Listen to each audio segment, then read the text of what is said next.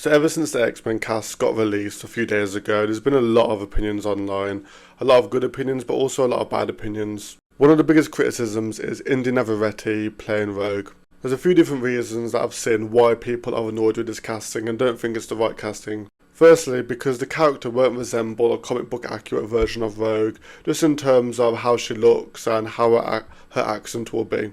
Rogue traditionally in the comics does look very different to the actor and does also have a thick accent as well, which obviously we don't know if Indy can do. Also, people are only saying Indy got the role because of the recent success of Obsession, and that's the only reason she was in the lineup for the role. Now, while I think people are entitled to their opinion online, I do also think that this is actually a decent casting for the character. There's been loads of casting, particularly in the superhero genre, where someone gets casted, for example, Robert Pattinson playing Batman, where we think it doesn't fit straight away, but then once we see them in the movie, then it actually works really well. Now, obviously, we don't know what it's going to be like. The movie could be good, the casting could be good, or it could all be bad. However, from what we've seen from Nikki, from just Obsession its own, obviously it's a completely different genre, so it's a completely different way of acting. However, I think that she displayed a lot of different acting styles just in that one role that she played.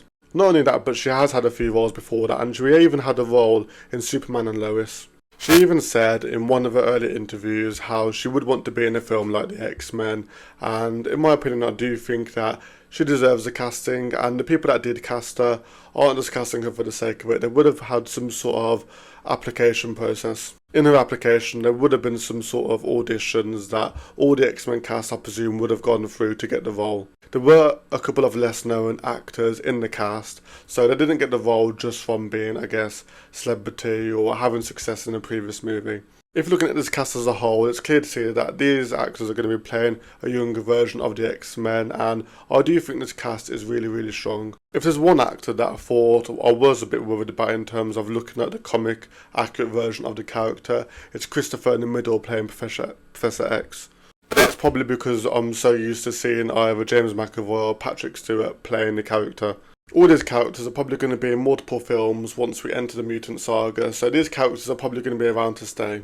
It's been rumoured that Sadie Sink signed a 5-movie deal with Marvel, so she's been in Brand New Day, but chances are she might even be in an upcoming Avengers movie like Secret Wars as well.